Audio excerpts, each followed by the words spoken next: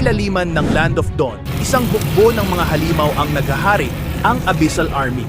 Sa gitna ng kanilang hanay, naroon si Tammuz, ang kinatatakutang Lord Lava. Walang puwang ang kahinaan sa kanyang mundo, at bawat kawal ng Abyss ay kailangang patunayan ang kanilang lakas o harapin ang kanyang galit. Lumaki si Tammuz sa ilalim ng init ng nagbabagang lava, isang mandirigma na ipinanganak para mamuno. Sa bawat laban, pinangungunahan niya ang hukbo, ang kanyang molten sights na naglalagablab sa ere, hindi mabilang ang kanyang mga nalipol, at bawat digmaan ay nagiiwan ng abo at pagkawasak. Ang mahihina ay walang karapatang mabuhay. Wika niya sa kanyang hukbo, tayo ang dapat maghari at ang Land of Dawn ay dapat lamunin ng ating apoy. Nang sumiklab ang digmaan laban sa Monyan Empire, personal na pinamunuan ni Tammuz ang pagsalakay. Sa kanyang pag-atake, ang lupa ay nabalot ng lava at ang bawat hakbang niya ay nagdulot ng apoy at pagkawasak.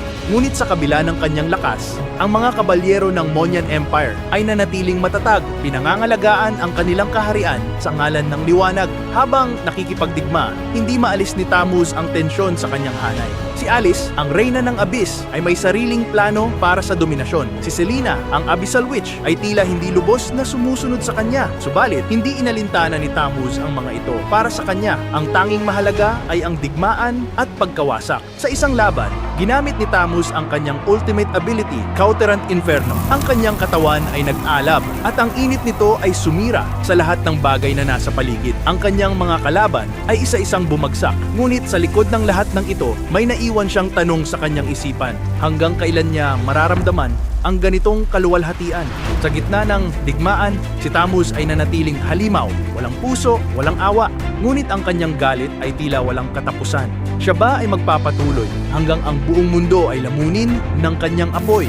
O may pagkakataon ba para sa isang halimaw tulad niya na makahanap ng ibang layunin? At sa gitna ng naglalagablab na digmaan, isang malakas na sigaw ang narinig para sa Abyss. Si Tammuz, ang Lord Lava, ay patuloy na naghahari, isang simbolo ng takot at pagkawasak sa Land of Dawn.